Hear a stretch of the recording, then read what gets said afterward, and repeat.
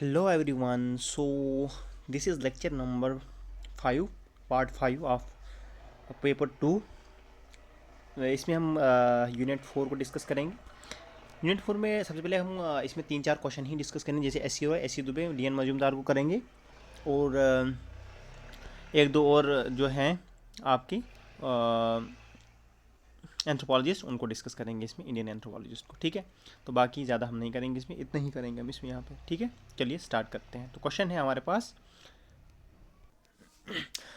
हमारे पास इंट्रोडक्शन में discuss the contribution of S C Roy के कंट्रीब्यूशन क्या थे एंथ्रोपोलॉजी में। ठीक है, इंडिया में। इंट्रोडक्शन में हम इसको लिखेंगे, S C Roy was among the first generation of Indian anthropology. S C Roy क्या था, एक was among the first generation of Indian anthropology. First generation Indian anthropologist जो थे उसमें जो एस सी रॉय था वो क्या था, एक उसमें एस सी रॉय भी था। He was influenced by the British school. ये किसी इन्फ्लुएंस था, ब्रिटिश स्कूल से इन्फ्लुएंस था।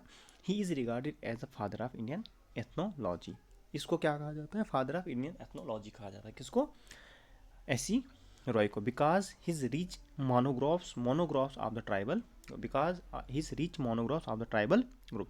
इसके जो मोनोग्राफ्स है किस पे, ट्राइबल ग्रुप्स पे, इसलिए इसको क्या कहा जाता है, आपका फादर ऑफ इंडियन एथनोलॉजी कहा जाता है। तो एस सी रॉय क्या है, एक फर्स्ट जनरेशन इंडियन एंथ्रोपोलॉजिस्ट है। ये किससे इन्फ्लुएंस था, ब्रिटिश स्कूल से इन्फ्लुएंस था। और इसको फादर ऑफ इंडियन एथनोलॉजी कहा जाता है। क्यों, क्योंकि ये rich, because of is rich monographs of the tribal groups. अब बैकग्राउंड की अगर हम बात करेंगे तो बैकग्राउंड में आता है आपका, S C Roy was a lawyer. क्या था, एक lawyer by profession. S C Roy एक लॉयर था बाई प्रोफेशन से, and graduated from a S C Roy was a lawyer by profession and graduated from the Ripon college. Ripon college Kolkata से क्या था, ये ग्रेजुएटेड था। और ये क्या, प्रोफेशन से, बाई प्रोफेशन से क्या था, लायर था ये। एज अ लायर क्या था, he was moved by the plights of the tribals and took their cause. As a tribal, he was moved by the plights of the tribals and took their cause. Research area and field work. Research area और field work क्या था इसका, S C Roy mainly studied tribes of the Chota Nagpur including Munda, Oraon and Karai. S C Roy ने mainly कहाँ पे study किया, tribes को छोटा नागपुर रीजन में, जो इसमें इंक्लूड कौन कौन सी आती हैं, मुंडा, ओरान और कराई ट्राइब्स आती हैं। He studied the tribes comprehensively including their traditions. इसने क्या किया, इसने इन ट्राइब्स को कॉम्प्रिहेंसिवली इनको क्या किया, स्टडी किया, और इनके ट्रेडिशंस को भी, कस्टम्स को भी, और फोक लॉर्स को भी, और आर्ट एंड क्राफ्ट को भी, और इवन फिजिकल फीचर्स को भी क्या किया, इसने कॉम्प्रिहेंसिवली इनको क्या किया, स्टडी किया। किस चीज़ को, इसके ट्रेडिशंस को, कस्टम्स को, फोकलोर्स, आर्ट एंड क्राफ्ट्स को, और इवन इन फिजिकल फीचर्स को भी इसने अच्छे से क्या किया, स्टडी किया। He also founded on the study of caste. इसने आल्सो क्या, किस पे स्टडी की, कास्ट, रेस एंड रिलीजन पे भी आल्सो इसने स्टडी की। ठीक है, तो एस सी रॉय के बारे में हमने रिसर्च और फील्ड वर्क क्या था इसका, एस सी रॉय ने स्टडी किया था कहाँ पे, मेनली कहाँ पे, छोटा नागपुर रीजन में, इंक्लूडिंग जिसमें आता है मुंडा, ओरान और कराई ट्राइब। इसने कम्प्रिहेंसिव इनकी यहाँ पे स्टडी की थी, इनकी traditions, customs, folklores, art crafts और इवन फिजिकल फीचर्स पे। और इसने सबसे ज़्यादा फोकस किस पे किया था, कास्ट, रेस और इसने आल्सो किस पे फोकस किया था, कास्ट, रेस एंड रिलीजन पे भी इसने फोकस किया था। बैकग्राउंड में हमने बोला था, एस सी रॉय क्या था, एक लायर था बाई प्रोफेशन से, और ये ग्रेजुएट था कहाँ से, रिपन कॉलेज कोलकाता से। और एज अ लायर ये इसने क्या किया था, he moved by the plights of the tribe to their caste. ठीक, उसके बाद हमने बोला था इंट्रोडक्शन में कि एस सी रॉय क्या था, एक first generation of Indian anthropologist था, इन्फ्लुएंस था ब्रिटिश स्कूल से, और इसको फादर ऑफ इंडियन एथनोलॉजी भी कहा जाता है, क्योंकि ये rich monographs of the tribal groups. ठीक है, अब इसकी कुछ पब्लिकेशन है। पब्लिकेशंस क्या है, पब्लिकेशन एस सी रॉय की, S C Roy published many monographs on tribal groups. इसने बहुत सारे मोनोग्राफ्स पब्लिश किए हैं इस पे, ट्राइबल ग्रुप से। फर्स्ट है Munda and their country. Munda and their country 1912 में इसने पब्लिश किया है, Munda and their country. Number second में इसमें क्या पब्लिश किया है, the Oraons of Chota Nagpur. ओरान्स of Chota Nagpur 1915 में पब्लिश किया है। और उसके बाद the hill Bhuiyas of Odisha, the hill Bhuiyas of Odisha 1935 में इसने क्या किया, और ये क्या है, पब्लिश किया है। और द खरिया 1937 में भी इसने पब्लिश किया है। He also started a research journal man in India इन 1921। इसने और क्या किया, he also started a research journal. इसने क्या, रिसर्च जर्नल भी स्टार्ट किया था, कब, 1921 में। उसका नाम क्या था, मैन इन इंडिया उसका नाम था। ये सब इसकी क्या थी, पब्लिक। तो कौन कौन सी पब्लिकेशन थी एस सी रॉय की, एस सी रॉय की पब्लिकेशन थी आपकी, सबसे पहले मुंडा एंड देयर कंट्री 1912, उसके बाद the Oraons of Chota Nagpur 1915, the hills of Bhuiyas of Odisha 1935 और द खरिया 1937। ये also study research journal started a research journal इसे स्टार्ट किया था मैन इन इंडिया इन 1921। अब इसके कुछ कंट्रीब्यूशन के सबसे पहले ट्राइबल एंथ्रोपोलॉजी में इसके क्या कंट्रीब्यूशन है।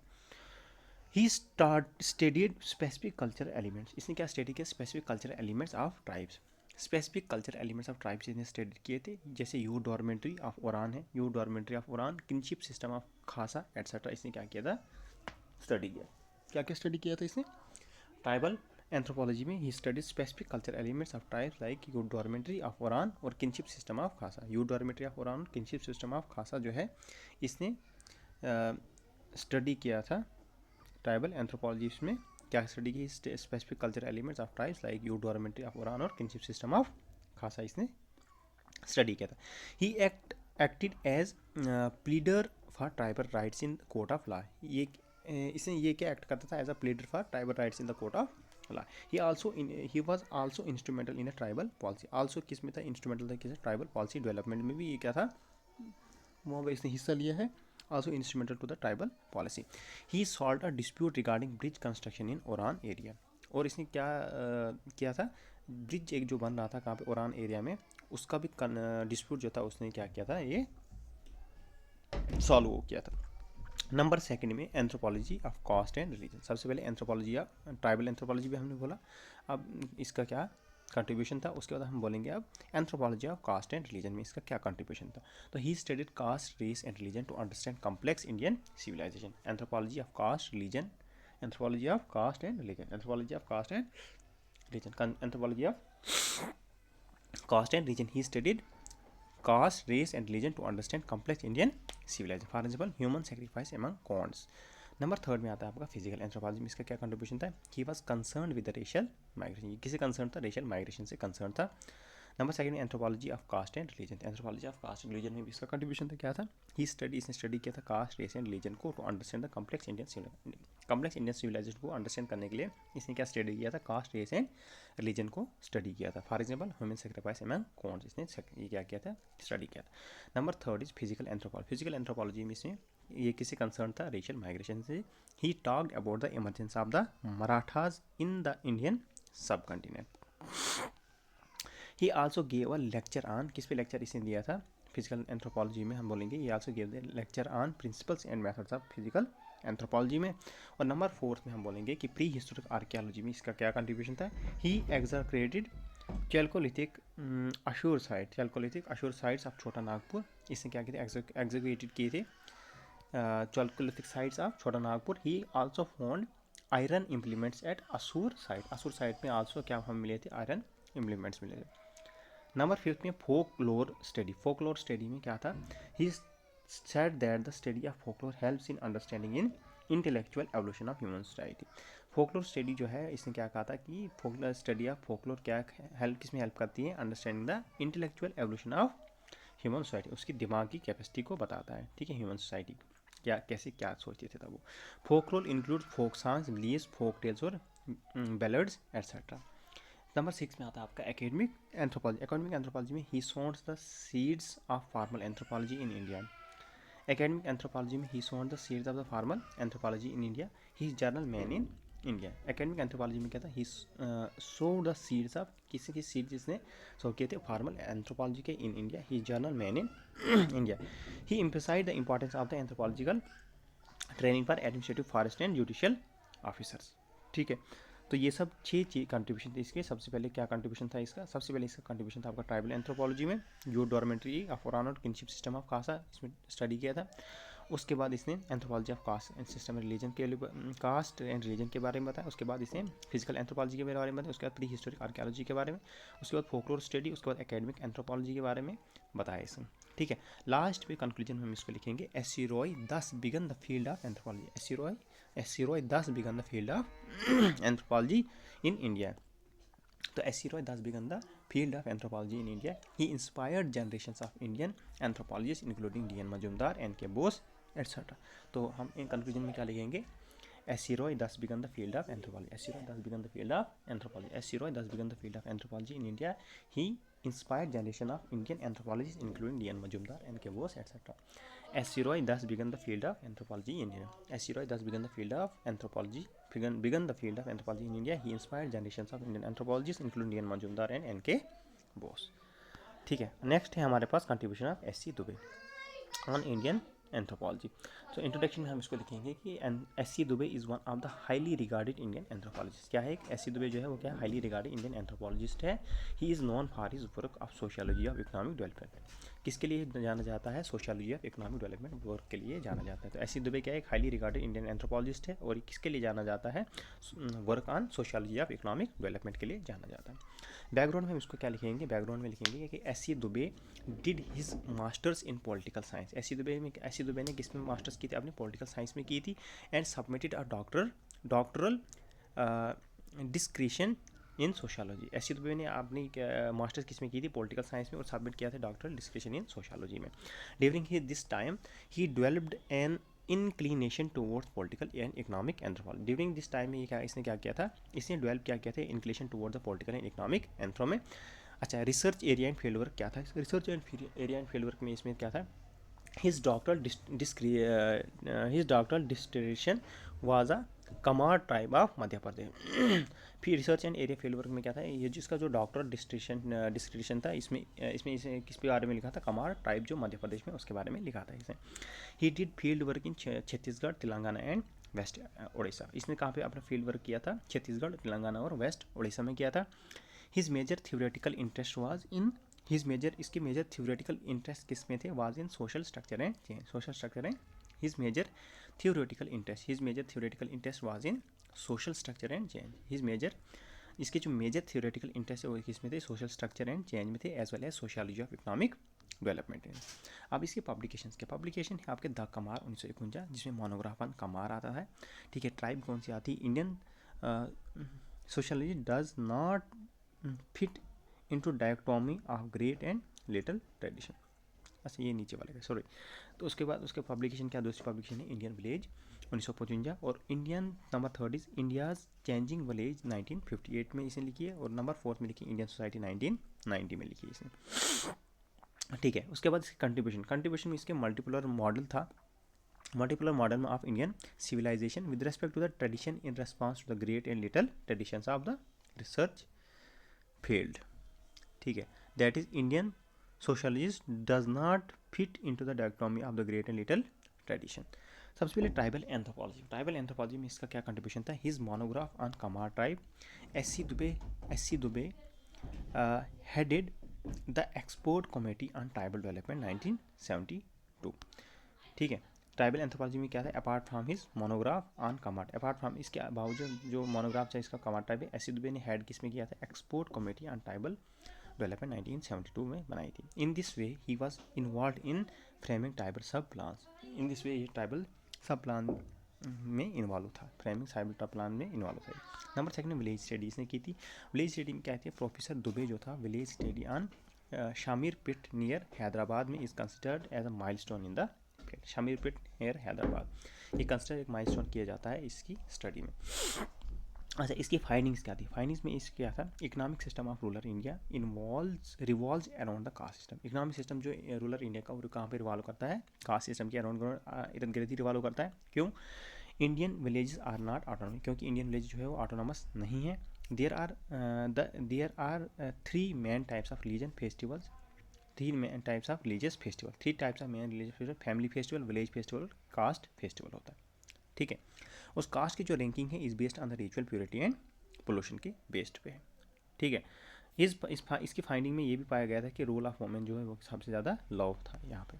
ठीक है, नंबर 3 इज डोमिनेंट कास्ट में इन his paper dominant cast and village leadership. In his paper dominant cast and village leadership में 1961 में जो इसने लिखा था, S.C. दुबे ने अपोज किया था to the idea of M.N. Srinivas. Oppose किया था किसी आइडिया को? M.N. श्रीनिवास को, डोमिनेंट कास्ट के. He said there are dominant individuals or factions instead because of the intercaste inequalities. Number 4 में इसका था यूथ कल्चर पे. He proposed 4 types of subcultures of Indian youth in his paper The Restive Student 1972 में. क्या क्या था इसमें? 4 youth culture में क्या था? 4 टाइप्स कौन कौन सी थी? Indian counterparts of hippies, westernised youth. Number third is youth of मेटेरियन क्या फैमिलीज, लव स्टेटा और एंड टू लव स्टेटा, और लास्ट क्या है फर्स्ट जनरेशन ऑफ लिटरनल्स। ठीक है। नंबर फिफ्थ में आता है कम्युनिटी डेवलपमेंट। कम्युनिटी डेवलपमेंट में क्या किया था इसने, his books India's changing villages 1958 highlights the theme of the planned development and modernisation. Number six में आता है फैमिली प्लानिंग। फैमिली प्लानिंग में he was involve in research on central family planning. He also conducted sacred studies for the same purpose. Conclusion में हम इसको लिखेंगे, professor Dube's book advocated a dynamic social science model. Professor S C. Dube's book advocated Professor S.C. Dubes Baruch advocated a dynamic social science model instead of a rigid one. To better adapt to contemporary challenges, he has inspired future generation of anthropologists through his work. So Professor Dubes Baruch advocated a dynamic Baruch advocated a dynamic social science model instead of a rigid one. To better adapt to contemporary challenges, professor Dube ने क्या बोला था कि क्या advocate किया था, a dynamic social science model instead of the rigid one. क्यों? To better adapt the contemporary challenges. He has inspired future generations of anthropologists through his work. He was of the view that India's villages are dynamic, and therefore a dynamic social science model can only help in overcoming contemporary challenges. Dubey believed that the Indian society is a dynamic state, hence the approach to deal with contemporary challenges should also be a dynamic. अच्छा, Werner एलिमिन की contribution देखते हैं हम। Werner एलिमिन भी important है, इसकी contribution देखते हैं। क्वेश्चन नंबर 6, इंट्रोडक्शन में लिखेंगे हम इसको, वर्नर Elwin was a British Christian missionary. क्या था वर्नर एलिमिन? क्या था? ब्रिटिश क्रिश्चियन मिशनरी था, who later turn into a self trained anthropologist. Later क्या बना था? वो सेल्फ ट्रेंड एंथ्रोपोलॉजिस्ट बना था, इथनोलॉजिस्ट बना था, वो ट्राइबल एक्टिविस्ट बना था। क्या था? वर्नर एलिमिन एक ब्रिटिश मिशनरी था, ब्रिटिश क्रिश्चियन मिशनरी था, और जब बाद में क्या बना था? सेल्फ ट्रेंड एंथ्रोपोलॉजिस्ट, इथनोलॉजिस्ट और ट्राइबल एक्टिविस्ट बना था। उसको हम वर्नर एलिमिन की कंट्रीब्यूशन में इंट्रोडक्शन में लिखेंगे। Research area and field work. Research area and field work में क्या था इसका? ही conducted extensive field work on various types. He conducted extensive field work on various types. Extensive field work इसने various types में extensive field work किया। ठीक है। He conducted extensive field work on various types. किस कहाँ पे किया इसने? Such as the Baiga and the Maria. इसने क्या किया? Conduct extensive field work on various types किया है, जैसे सच एज बाइगा और मारिया है। His work touched various areas of tribal life like tribal art, youth dormitory and exploitation of bye non tribals. इसका जो वर्क है उसने हर एक पार्ट को क्या किया? टच किया, ट्राइबल के हर एक लाइफ को टच किया, जैसे ट्राइबल आर्ट को, यूथ डॉर्मेंट्री को और एक्सप्लॉयटेशन ऑफ नॉन ट्राइबल्स को, हर एक पार्ट को इसने डेवलप किया। ठीक है। पब्लिकेशन क्या है इसकी? पब्लिकेशन थी कि दबाएगा 1939, दबाएगा 1939 में लिखी है इसने। मारिया एंड दियर घोटाल 1947 में लिखी है इसने, और द अग्रिया 1943 में लिखी है। ठीक। कंट्रीब्यूशन क्या है इसके? कंट्रीब्यूशन सबसे पहले नेशनल पार्क थ्योरी दी थी। नेशनल पार्क थ्योरी में इसमें क्या बोलता है? In the Baiga 1939 he documented the exploitation of the tribals by Hindu landlords and Christian missionaries. National park theory में इसने क्या बोला था कि इन द बाइगा बुक में 1939 ही डॉक्यूमेंट इसने क्या किया था कि एक्सप्लॉयटेशन जो ट्राइबल्स की हो रही थी, किसके कौन कर रहे थे? हिंदू लैंडलॉर्ड्स कर रहे और क्रिश्चियन मिशनरीज कर रहे थे। Therefore he formulated the idea of national park. इसके बाद इसने क्या आइडिया की फार्मूल किया था? नेशनल पार्क का आइडिया फार्मूल किया टू प्रोटेक्ट ट्राइबल कल्चर।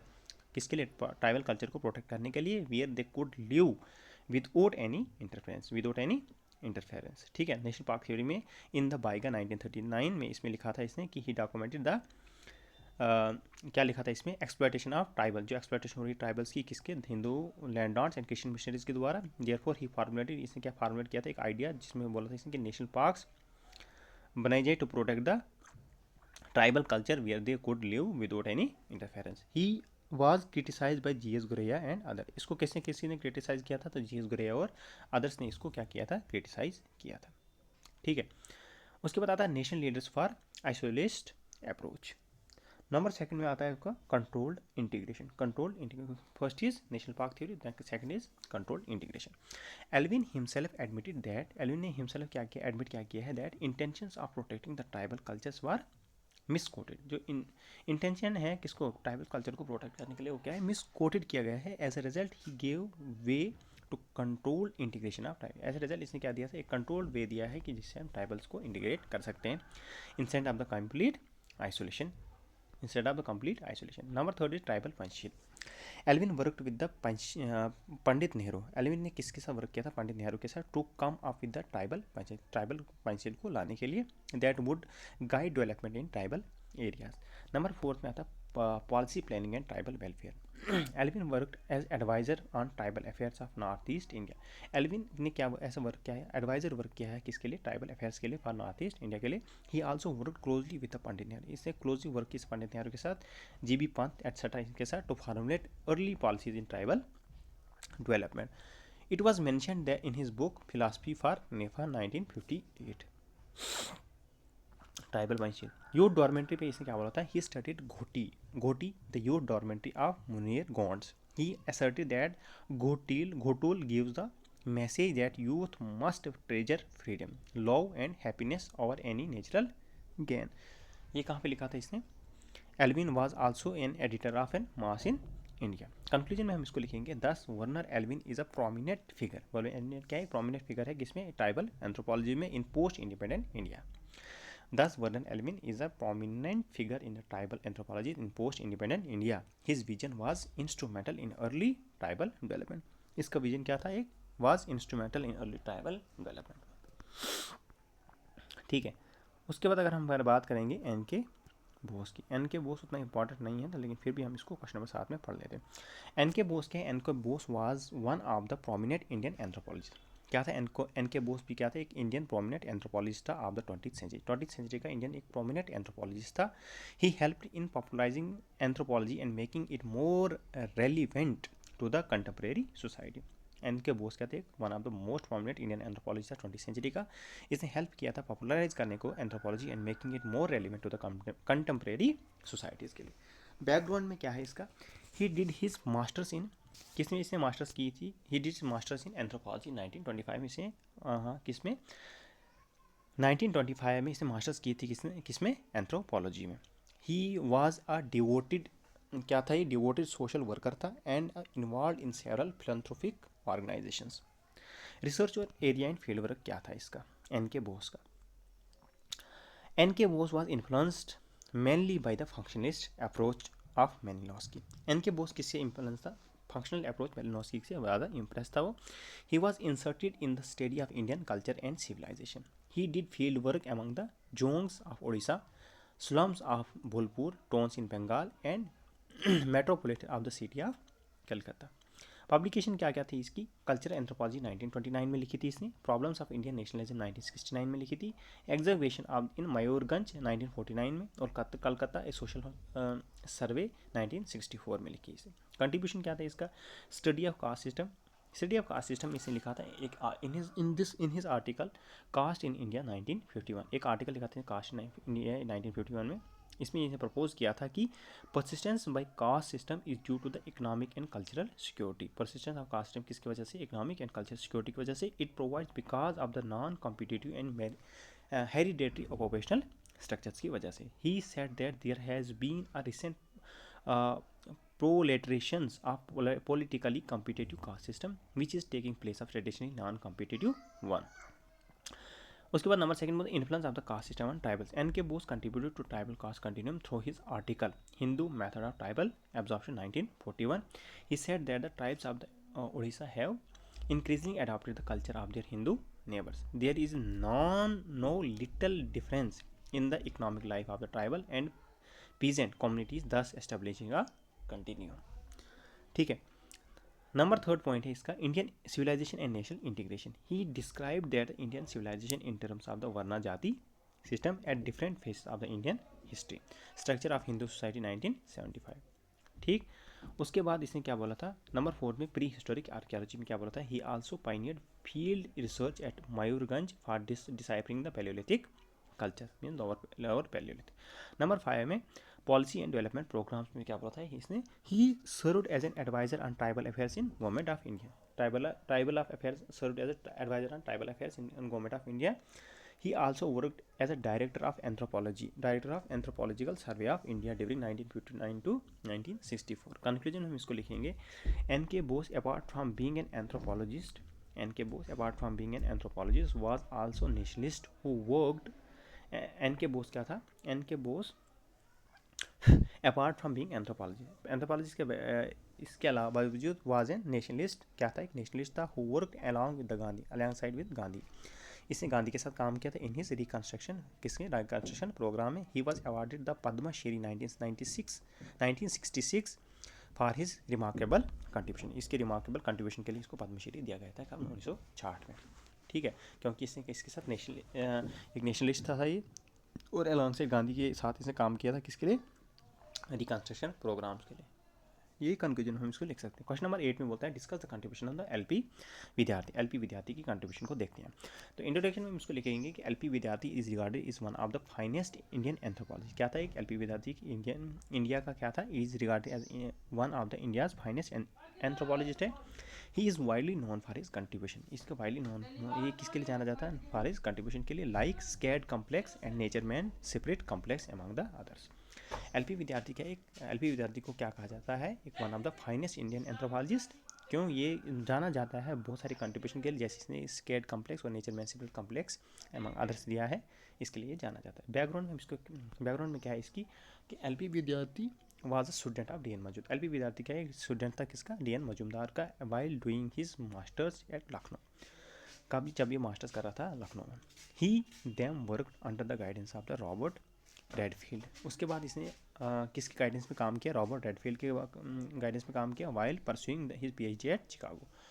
जब ये पीएचडी का परस्यू कर रहा था कहाँ पे, चिकागो में. As a result his work shows influence of the Redfield concept of the great and little tradition. Publication में है the sacred complex of the Hindu Gaya 1961, the Malhar 1963, मनोशास्त्री की रूपरेखा 1963 और rise of anthropology in India 1976 में.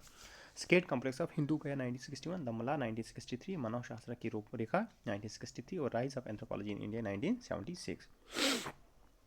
Research area and field work. Research area and field work में क्या है, his field work was mostly among the tribes of बिना including Mallar and Savaria Pahadiya of Rajmahal hills.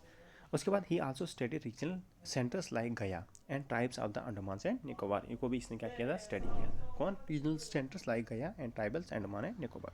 His contribution क्या था, स्केट कॉन्फ्लेक्स में क्या बोला था इसने, ही suggested that the pilgrimage sites which are a combination of scared geography, performance and specialist act as a center of Indian civilization. It is here that diverse culture from different parts of the country gets integrated. इसने contribution क्या था, sacred complex में बोला था इसने, he suggest that the pilgrim site जो है वो क्या है, एक कम्बिनेशन है किसका, स्केट जियोग्राफी, परफॉर्मेंस और स्पेशलिस्ट एक्ट के लिए, और वो एक एज अ सेंटर एक्ट करते हैं इंडियन सिविलाइजेशन में. क्यों, क्योंकि यहाँ पे diverse culture from different parts of the country क्या हो जाते हैं, इंटीग्रेट हो जाते हैं. ठीक है, तो ये है स्केट कम्प्लेक्स, है ना, ग्रेट इंडियन ट्रेडिशन का. ठीक है, ये लिटल ट्रेडिशन है, ये भी लिटल ट्रेडिशन है, ये भी लिटल ट्रेडिशन. तो यहाँ पे सब आगे क्या करते हैं, मिलते हैं. ठीक है, यू इज़ फॉर यूनिवर्सलाइजेशन और पी इज़ फॉर प्रोक्लाइजेशन. उसके बाद आता है आपका नेचर मैन सेपरेट कम्प्लेक्स. भी इसने बोला था, तो इसमें इसने क्या बोला था नेचर मैन सेपरेट कम्प्लेक्स में, इसमें इसने बोला था कि while stating the Maler tribe he propose that there is close interaction between the ecology. क्या बोला था इसने नेचर मैन सेपरेट कम्प्लेक्स में, while stating the Maler tribe he propose that there is a close interaction between the ecology. क्या, जब while stating the Maler tribe, जब इस Malhar tribe को स्टडी कर रहा था, इसने प्रपोज क्या किया था कि there is a close interaction between the ecology, man made social institutions and religious forces. ठीक है, like spirits in tribal cultures which is in central their to their existence. Nature man spirit complex में क्या बोला था इसने, nature man spirit complex में इसने कहा था, नेचर मैन सेपरेट कम्प्लेक्स में इसने कहा था कि जब ये स्टडी कर रहा था किसको, मल्लार ट्राइब को, इसने तब प्रपोज क्या किया था, इसने प्रपोज किया था कि जो आपका there is a clear interaction between, क्या है, क्लियर इंटरेक्शन बिटवीन है किसके बीच में, ecology, man made social institution and religious forces के बीच में, like spirits in the tribal culture which are central to their existence. NMS complex, nature man spirit complex, has been used to formulate tribal friendly development programmes. Tribal friendly development programme को बनाने के लिए, format करने के लिए NMS complex को use किया जाता है, नेचर मैन स्पिरिट कम्प्लेक्स को यूज़ किया जाता है। ठीक है, ये है आपका नेचर, ठीक है, जिसमें आपका सब्सिस्टेंस एग्रीकल्चर आता है ना। उसके बाद ये आता है आपका man, social intuition like marriage, kinship etcetera. उसके बाद ये आता है सेपरेट, जैसे गौसियन है ना। तो ये ऐसे चलता है, ठीक है। तो ये नेचर मैन स्पिरिट, ये सेपरेट से नेचर के लिए, और ये आपका आपस में इंटर मैन के साथ इंटर रिलेटेड है। नंबर 3 है आपका ट्राइबल स्टेट। ट्राइबल स्टेट में इसने क्या बोलता है, he classified tribes of Bihar into 4 types. सबसे पहले हंटिंग एंड गैदरिंग टाइप, सब दूसरे नंबर पे आपकी कल्टीवेशन टाइप, जिसमें आपका मलार, मुंडा और संथाल आती है। और नंबर 3 में इसने किस में किया था, artisan type of, for example Loharia. उसके बाद नंबर लास्ट है, number 4 is industrial and urban labour type. Number 4 में इसने बोला था growth and development of India के बारे में, growth and development of Indian anthropology के बारे में क्या बोला था इसने, कि he mapped out the entire history in his book the rise of anthropology. Entire history इसने मैप्ड आउट कर दी थी एक ही बुक में, the rise of anthro, and divide into 3 phase. इसको 3 फेज में इसको इन्हें डिवाइड किया था। Number is formulative phase 1974 to 1919, constructive phase 1920 से 1949, और एनालिटिकल फेज 1950 से ऑनवर्ड्स, ठीक है। उसके बाद आता है नंबर 5 में इसका कंट्रीब्यूशन क्या था, अप्लाइड एंड एक्शन एंथ्रोपोलॉजी में इसका क्या कंट्रीब्यूशन था। He headed the task force on development of tribal areas and was instrumental in formation of tribal sub plan strategy. इसने हेड क्या किया था, task force on development of tribal areas 1972 में, और ये इंस्ट्रूमेंटल था केस में formation of tribal sub plan strategy के लिए क्या था, ये इंस्ट्रूमेंटल बंदा था, ठीक है। उसके बाद आता है आपका नंबर 9 में आता है आपका नंबर 6 में आता है आपका नंबर 6 में industrial and urban anthropology. Industrial और अर्बन एंथ्रोपोलॉजी में इसका क्या कंट्रीब्यूशन है, he extensively wrote on the impact of the industrialisation and urbanisation on the tribes of Chota Nagpur reason.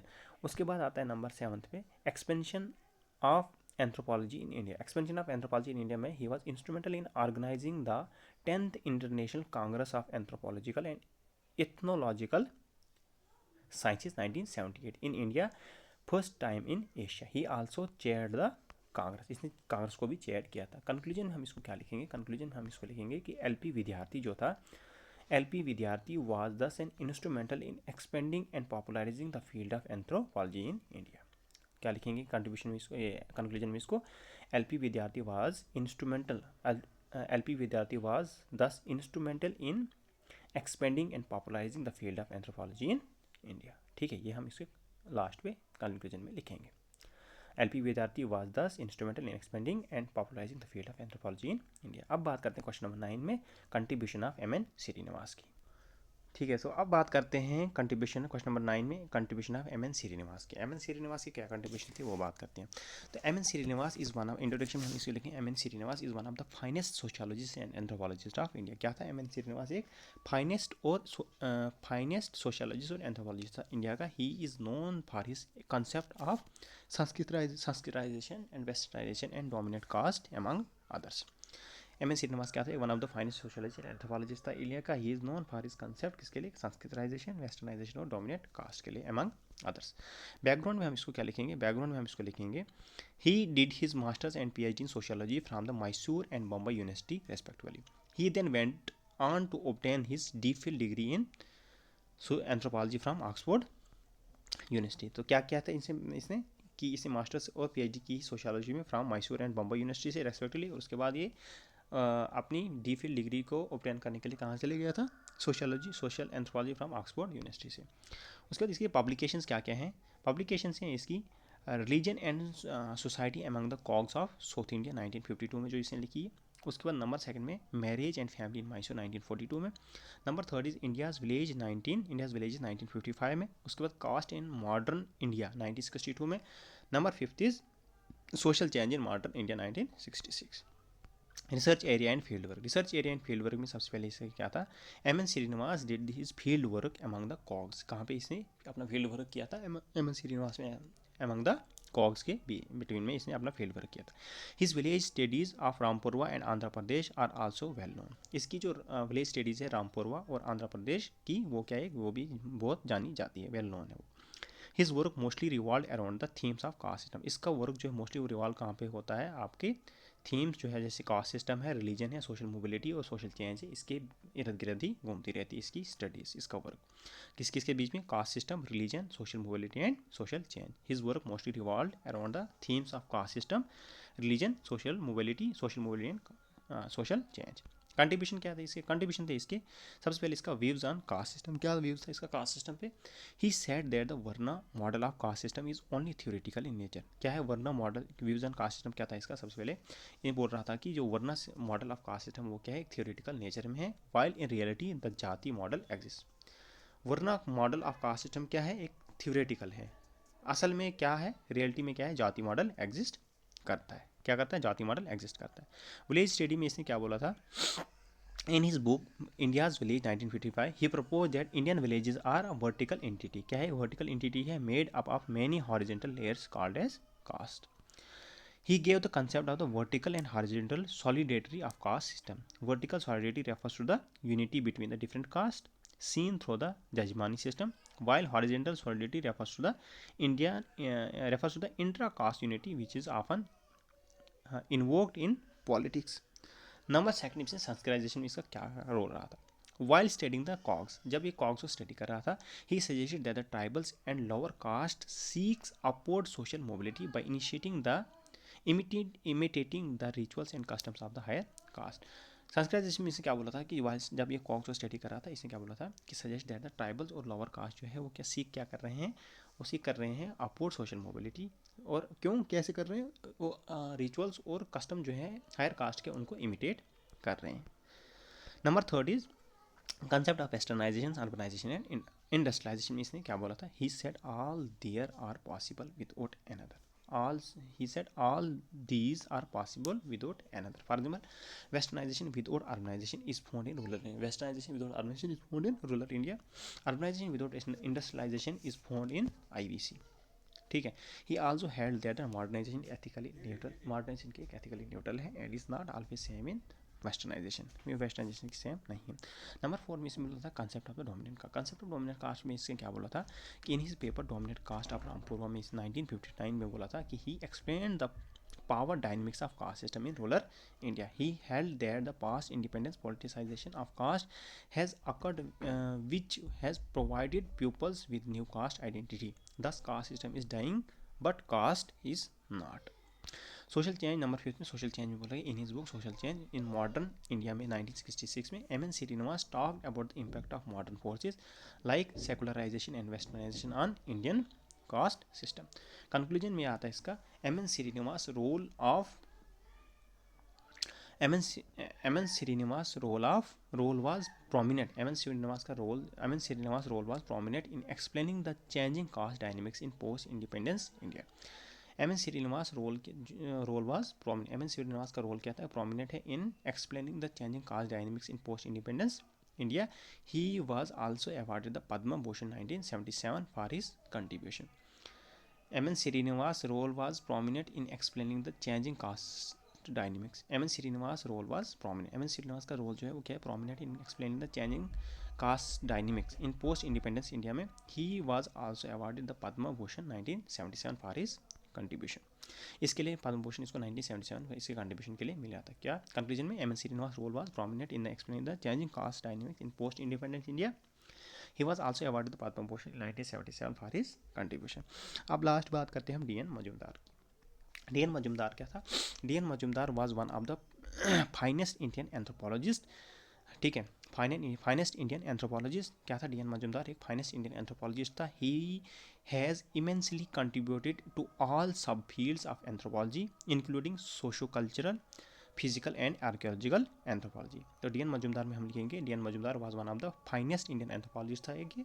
उसके बाद ही वाज इमेंसली, इसने इमेंसली कंट्रीब्यूट किया था to all sub fields of anthropology जैसे socio cultural, physical and archaeological anthropology सब पे इसने क्या किया था, अपना क्या किया था, इमेंसली कंट्रीब्यूट किया था। बैकग्राउंड में इसका क्या है, बैकग्राउंड क्या है डी एन मजूमदार का, D N Majumdar received his PhD from the Cambridge university. इसे कहाँ से रिसीव किया था, PhD डिग्री आपने कैम्ब्रिज यूनिवर्सिटी से रिसीव की थी। He was greatly influenced by the Malinowski, ये किससे इन्फ्लुएंस था, ग्रेटली मेलिनस के इन्फ्लुएंस था और फंक्शनलिस्ट अप्रोच से इन्फ्लुएंस था। On his return he worked as a lecturer of primitive economy in Lucknow university. On he return he work as a lecture कहाँ पे, प्रिमिटिव इकोनॉमी लखनऊ यूनिवर्सिटी में. He was initiated in the field work by the great ethnographer S C. Roy. इसको initiate किसने किया था field work के लिए, एथनोग्राफर जो एस.सी. रॉय था उसने इसको इनिशिएट किया था फील्ड वर्क करने के लिए. अब इसकी कुछ पब्लिकेशन में इसका है द चेंजिंग हो 1937 में इसने लिखी है. ए ट्राइब इन ट्रांजिशन 1937 में इसने लिखी है. Caste and common communication in Indian village 1958 में इसने लिखी है. Races and culture of India 1944 में इसने लिखी है. Research area and field work में क्या है, he conducted ethnography study on H.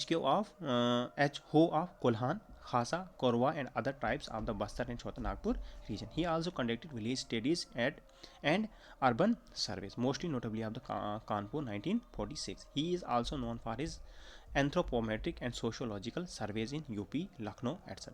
Bengal, Gujarat and Chota Nagpur region. Other contribution क्या है इसके tribal culture में, he explained the impact on the non-tribal culture on tribes through his ethnographer. Hence he initiated the problem oriented ethnography along with the Werner element. Number second में इसने क्या बोला कि number second में इसने बोला village system में इसने क्या बोला, he pioneered the study of the non tribal villages and also laid out a model for a village studies में क्या बोला, he pioneered the study of the non tribal peasant villages and also laid out a model for doing so. His first full-fledged village study किसने कहाँ पे की थी, इसने first full fledge village study कहाँ की थी, इसने कास्ट टाइटल जिसका था caste and communication on Indian village 1958 में. उसके बाद नंबर थर्ड में बोलता है कि फिजिकल एंथ्रोपोलॉजी में इसका क्या कंट्रीब्यूशन था, his collaboration with the Mahalanobis. इसने कंट्रीब्यूशन किसका था, महालनोबिस और राव के साथ इसने कोलैब किया था. Resulted in formation of the D square, result इस फॉर्मेशन क्या हुआ, डी स्क्वायर बना था. Are the generalised distance strategies. On this basis of the anthropometric and sociological surveys he demonstrated, क्या डेमोन्स्ट्रेट इसने किया था, genetic relationship of population of UP, जेनेटिक रिलेशन जो पॉपुलेशन ऑफ यूपी है विद बंगाल के साथ in east and Punjab in west के साथ है. उसके बाद ही आल्सो डिफाइंड रेसिस, इसने आल्सो डिफाइन क्या किया था, race and called India as a melting pot of race, इसने इंडिया को कहा था. क्रिटिसाइज बीएस गोह को क्रिटिसाइज किया था. क्वीर emphasises on negrito element of the India. उसके बाद इंडस्ट्रियल एंथ्रो में इसका क्या कंट्रीब्यूशन था, he delineated the social contours of an industrial city. ठीक है. One of the most popular surveys was Kanpur. Expansion of anthro पे इसका कंट्रीब्यूशन थे, he is credit with the establishment of the first full fledged department of anthro at Lucknow university. It is also referred to as the Lucknow School of Anthropology. He founded the Ethnographic and Folk Culture Society in 1945 में इसने ये किया था. He also initiated the several journals initiate किया था, जिसमें क्या आपका ईस्टर्न एंथ्रोपोलॉजिस्ट एंड मनाव हिंदी जर्नल. नंबर 6 में प्री हिस्टोरिक आर्कियोलॉजी में क्या कंट्रीब्यूशन किया था. इन 1957 में क्या हुआ था, he discovered nearly 600 year old human and horse skeleton. 1957 में क्या हुआ कि इसने नियरली 600 ईयर ओल्ड ह्यूमन और हॉर्स का स्केलेटन क्या किया, डिस्कवर किया. कहाँ पे, इन रूपकुंड लेक में, जिसको स्केलेटन लेक भी कहा जाता है उत्तराखंड में. However he could not complete the study due to his untimely death. Untimely इसकी डेथ हो गई, तो इसमें क्या इसका पूरी स्टडी कंप्लीट नहीं कर पाया था. कंक्लूजन में हम इसको क्या लिखेंगे, thus D.N. Majumdar influence was overall field of an anthropology, but his most important contribution lies in the influencing and training of a whole generation of anthropologists, including L.P. Vidyarthi, who still continue his legacy. तो क्या है conclusion में इसके, thus D.N. Majumdar influence on all fields of anthropology, but his most important जो contribution था इसका lies in the influencing and training. कहाँ पे, किसमें, lies in the influencing और training में as whole generation of anthropology की influencing और training के लिए contribution था इसका सबसे ज़्यादा. और still इंक्लूडिंग जिसमें आता है आपके L.P. विद्यार्थी भी था, who still continue his, जो अभी भी इसकी legacy को क्या कर रहा है, कंट्रीब्यूट कर रहा है. ठीक है, कंटिन्यू कर रहा है.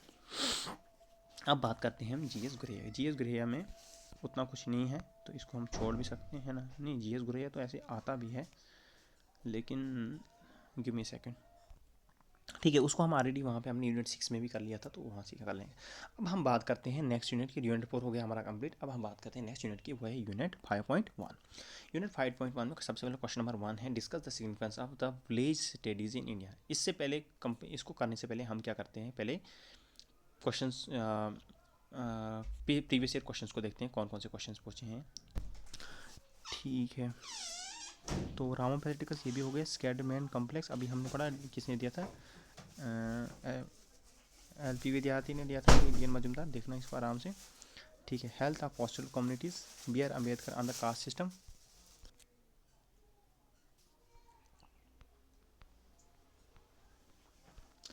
Explain the problem of the land alienations among the tribals and peasants in India, ये भी हो गया। Discuss the impact of the digital India on the economic life of the scheduled tribes, ये भी हो गया।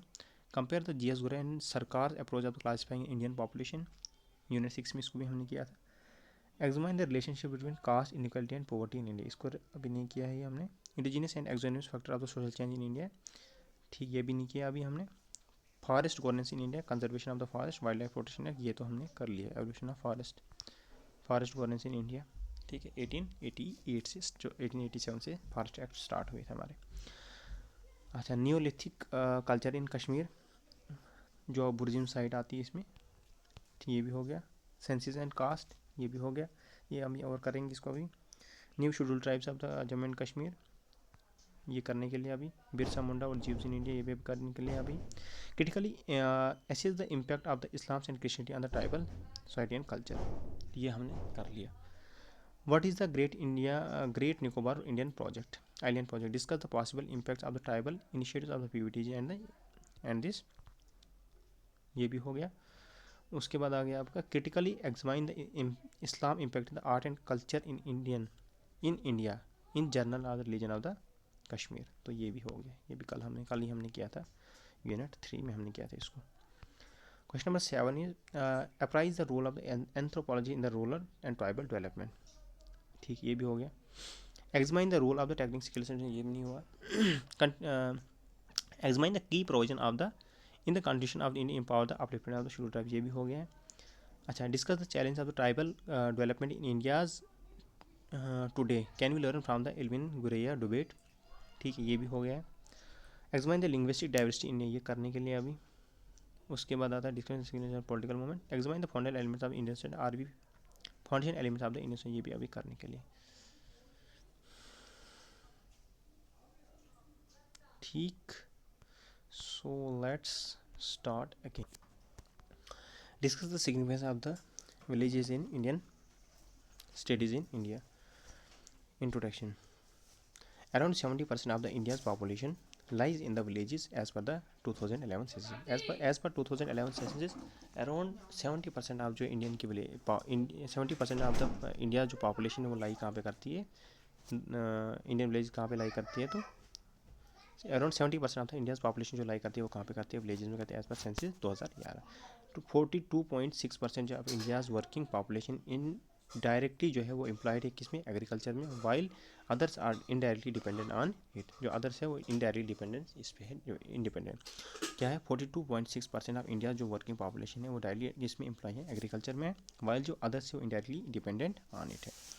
उसके बाद एंड्रू ब्रिटल क्या कहते हैं कि he has called the villages as a reflector of Indian reflector of values of Indian civilization.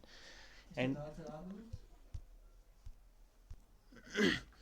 Andre Beteille has called the villages as a reflector of the values of Indian civilization. Andre Beteille ने क्या कहा था कि जो इंडियन विलेजेस हैं वो क्या है, reflector of values of Indian civilization है। अब इसकी बैकग्राउंड में क्या है, बैकग्राउंड में है, इसकी बैकग्राउंड क्या है, village studies in India, village studies in India began during 1950s to 60s के बिटवीन में क्या हुआ था, विलेज स्टडी जो स्टार्ट हुई थी इंडिया में। किससे इन्फ्लुएंस हुई थी ये, और रेडफील्ड में, रॉडिफ रेडफील्ड ने स्टार्ट की थी, इन्फ्लुएंस बाय द रॉडिफ Redfield, notion of the little community. इसने क्या आइडिया दिया था, इसका आइडिया लिटिल कम्युनिटी का। Some of the important works include, इसमें इंपॉर्टेंट वर्क क्या है इसके इंक्लूड हैं, जैसे आपकी McKim Marriott's village in India, 1955, S.C. Dubey's Indian Village 1955, M.N. Srinivas India's Village 1955 और D.N. Majumdar Caste and Communication in Indian Village 1958. Methodology क्या है एंड फील्ड वर्क क्या है इसकी? इसका है कि number first is village studies began with the selection of an medium size villages. Village studies जो है वो किससे बिगन होती है? Selection of medium and size villages से. Number second is anthropologist then stays with the local community for a long period, 1 to 2 years. Number third is he developed a holistic account of social and cultural life of people through participant observation. Last is number next क्या है? Significance क्या है इसकी? तो significance क्या है इसके? Significance है इसके सबसे first is demolishing colonial notion of Indian villages. सबसे पहले क्या करता है? डिमोलिश करता है किसको? कॉलोनियल नोशन ऑफ, जो आइडिया है किसका? इंडियन विलेजेस का, उसको ख़त्म करता है. As isolated and close little republic. क्या? As isolated and close little republic. कौन, किसने बोला था ये? एस.सी. दुबे ने बोला था. इसका क्या है कि the villages studies dispelled the stereotypes regarding villages by moving from the book view to field view. Book view to field view. Oscar Lewis concept of the rural cosmopolitanism was crucial in this area. Number second, authentic and scientific account of traditional social order. The Indian villages are said to represent the real India or authentic native life. M.N. Srinivas held that the Indian society was very fast and it was crucial to record details for the traditional social order before it was too late. Number third is help in understanding the Indian social reality, संस्कृताइज, जिसको हम Sanskritisation कहते हैं. The concept of dominant cast, जो concept है किसका? Dominant caste का. Emerge हुआ कब हुआ था? एम एन श्रीनिवास इमर्ज हुआ था ये. Study the of Rampura village. Marriott gave the concept of the universalization. किसने दिया था? Marriott. Universalization parochialization through his study of the Krishnagiri village in UP. Wiser also talked about the jajmani system. Wiser ने भी किस पे बात की है? जजमानी सिस्टम पे बात की है. After studying the village of Rampura in north, after studying the village of Karimpura in North India. North India में करीमपुरवा विलेज जब इसने स्टार्ट किया, किसने? विजलर ने. इसने भी जजमानी सिस्टम पे क्या की थी? फिर बात की थी. नंबर 4 पे आता है आपका policy planning and development programme. Qualitative analysis of villages communities as a whole filled gaps in the approaches of economics and political scientists. This was highlighted in two of its acts and applied anthro. For example, Lewis was appointed to work with Planning Commission to develop schemes for objective evaluation of the rural constructive program. Number 5 में आता है आपका tracing the impact of the globalization and modernization. SC. Dube dynamic model. इसमें इसने क्या बोला था? Indian villages have felt the impact of their modern force of change. Jajmani system is an decline while new kind of caste identity has emerged due to politicization. Thus it helps in, किसमें इसने मदद की? Thus it helps in understanding the new economic pursuits and power structures in rural India. Number 6 में क्या आता है आपका? Number 6 में आता है आपका नंबर 6 में है आपका achieving democratic decentralization. Number 6 point क्या है? Achieving democratic decentralization. Village studies were instrumentals in the establishment of the panchayati raj institutions throughout the country. ठीक है. उसके बाद आता है कंस्टेंट्स. क्या है इसमें? कंस्टेंट्स हैं इसमें challenge related to field work. Not all observers were equally accepted by the villagers. Those who come from the dominant sections had wide acceptance.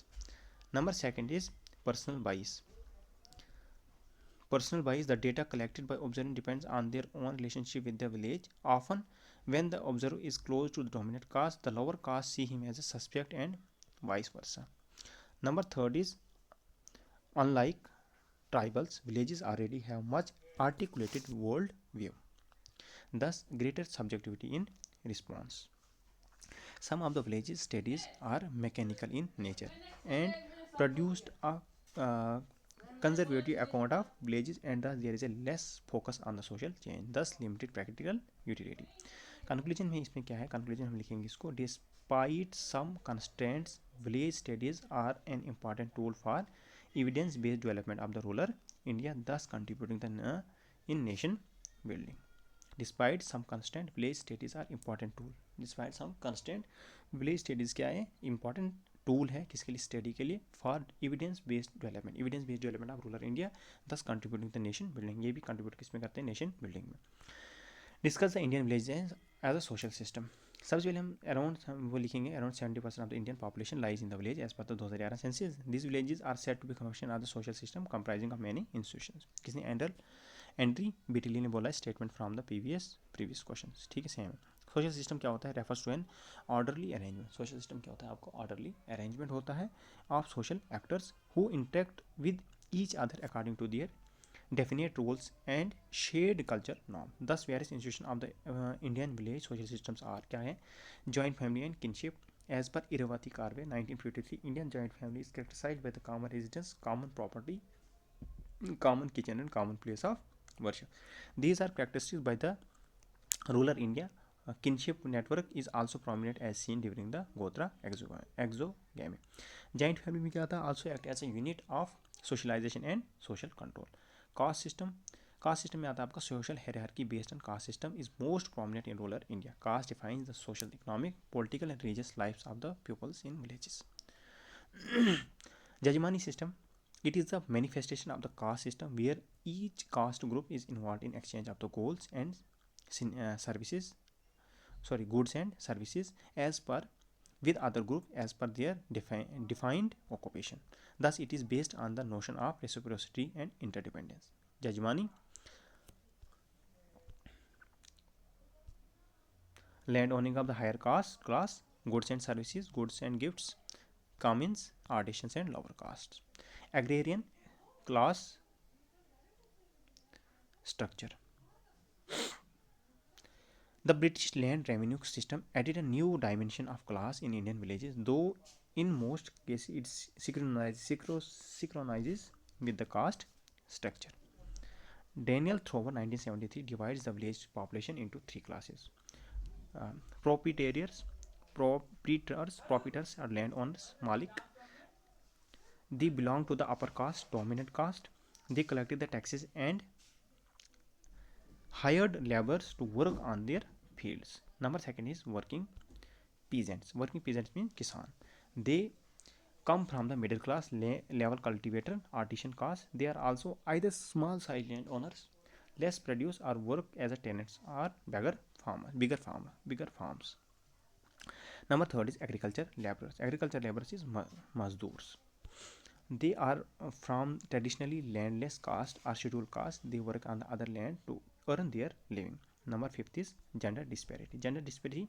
S.C. Dubey in his Indian village, S.C. Dubey in his study Indian village 1955, based on the study of the Champarest village near Hyderabad, had that women were more scheduled from the public place and the public life. The patriarchal order imposes a strict dimension of labor based on gender. Number 6 is caste panchayat or caste council. Caste panchayat serve as an agency of socialization and social control. For example, role of caste panchayat is still dominant in Haryana and Western UP. Changes in the social order. In contemporary times, the village systems has undergone changes due to the forces of globalization, modernization, westernization, industrialization, and land reforms, etc. The caste system does not define occupation structure anymore. The Jajmani system is on decline due to the entry of the market forces. The caste panchayats have lost their hold. As per M.N. Srinivas 1992, the trinity of caste system, joint family and village community are undergoing changes. Despite some changes, the overall system is still intact. People have found new caste identity due to increased politicization. Conclusion में क्या लिखेंगे, despite some changes the overall social system is still intact. Big people have formed new caste identity due to increase politicization. Discuss the tradition and the changing settlement patterns in the Indian society villages. तो Indian villages वही, उसके बाद definition आती है वही. Traditional settlement pattern से आपकी सबसे पहले किसमें आता है आपका nucleated or clustered settlement. Nucleated clustered settlement it contain closely build clusters of the houses surrounded by the large farms. ठीक है,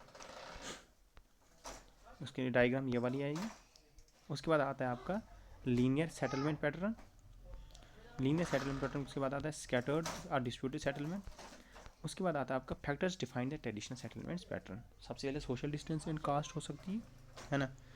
उसके बाद आता है आपका चेंजेस इन सेटलमेंट पैटर्न, इसमें आता है emergence of the nucleated settlements, expansion of the linear settlements, number urbanization and migration की वजह से भी होती है। उसके बाद नंबर 4 इज गवर्नमेंट इंटरवेंशंस। कंक्लूजन में इसको लिखेंगे hence rural settlement pattern, hence rural settlement patterns, hence rural settlement pattern carries the strong base of the caste underneath. However, certain changes have been introduced due to the various modern forces. Discuss the agrarian relations in Indian villages. What are the changes taking place? ठीक है, अब यार shit, introduction same रहेगी। इसमें main aspect of the agrarian social structures क्या है आपकी, technological arrangements, social arrangements, और उसके बाद कास्ट इन एग्रेरियन रिलेशंस, है ना, class of the agrarian relations, ये सब आते हैं इसमें। और change in the agrarian structure factors कौन से आते हैं, जजमानी सिस्टम इसमें भी आता है, ये सब। The need of the hour is to address the rising inequalities across the various caste and class in the agriculture sector. Peasant society इतना इंपॉर्टेंट नहीं है, छोड़ दो इसको। उसके बाद examine the colonial administration view that the Indian villages could be considered as a little republics. तो same है, इसको हमने ऑलरेडी पढ़ा भी है। रूरल कॉस्मोपॉलिटिज्म, ये भी उतना इंपॉर्टेंट नहीं है। Discuss the impact of the globalization on the Indian villages, हाँ ठीक है, इसको हम पढ़ेंगे। Discuss the impact of the globalization, market economy, industrialization, urbanization etcetera on the Indian villages. Introduction में हम इसको लिखेंगे as per the Anthony Giddens, globalization refers to the gradual integration of economic and social around the world. The new economic policy 1991 was the harbinger of the globalization in India. The market-oriented philosophy was assured in an era of corporatization, commercialization, and commodification. Thus, Indian villages have been both positively and negatively impacted by the globalization. ठीक, impact has been more prominent on this triangle. Joint family, subsistence agriculture और caste system बीच में आते हैं Indian villages. Major areas of impact, major areas of impact में सबसे पहले आपका आता है nature of agriculture. Nature of agriculture में पॉजिटिव्स क्या आते हैं आपके, increase in the agriculture production due to the mechanization and improved varieties of seeds, fertilizers, irrigations, etc. Diversification of agriculture activities to include poultry, fishery and so on has increased farmers' income. Negative क्या है इसका, commercialization of agriculture with focus on cash crops is a threat to food security by M.S. Swaminathan. Increased risk in agriculture due to incompatibility of commercial agriculture practices with local ecology. This is further compounded by increased cost of production without assured procurement and fluctuating crop prices. This the results in cases of farmer suicide, especially in the Vidarbha region. Number second is social structure of agriculture. Social structure of agriculture में क्या आता है आपका, abolition of intermediaries such as zamindars due to land reforms, decline in the Jajmani system and social fabric associated with it, rise in rich peasant class, for example Jats, Gujars and in North India. Depeasantization of the small and marginal peasants due to land fragmentation and increased cost of production. Case study, Chand and Shrivastava 2014 studied Jagmod village in Madhya Pradesh. They observed that the laborers are seeking contract employment with predetermined fixed wages. Number third is overall village economy, increased rural to urban migration for better employment and opportunities. Consumption oriented lifestyles, demand for urban machine produced items has increased rapidly and ownership of these has seen in status and symbol now. Take imported goods have replaced traditional products made by rural craftsmen and women. A recent attempt has been regenerate these, organizing them into the SHG self-help groups and cooperation and selling their products in urban markets. For example, Kudambashiri in Kerala, for example Kudumbashree in Kerala. Number fourth is caste system पे क्या impact पड़ा. Caste system abolition of the untouchability and others caste related disability due to the constitutional safeguard, occupation free caste structures with some degrees of एक्सोनोमी. Social structure पे क्या असर पड़ा. Family and kinship due to increase migration and growing individualization, nuclear families and rise marriage, the role of Keynes and decreasing marriages are declined more on the basis of the education level, employment, etc. rather than the family status. There is decreased rural conscience and face into the interaction which have led to the personal distress. The tribal villages have seen land alienation, displacement, environmental degradation, which have caused increased poverty and cultural improvements. For example, recently Goria, an indigenous Assamese community, faced threat of the evacuation due to the development projects for like Gurukuti farm project. Conclusion हम इसको क्या लिखेंगे. Thus, the globalization further enhanced the rural cosmopolitanism, has impacted the Indian villages both positively and negatively ways. The result being emergence of a complex village system uh, which is centralized between traditional rural lifestyle and modern urban one.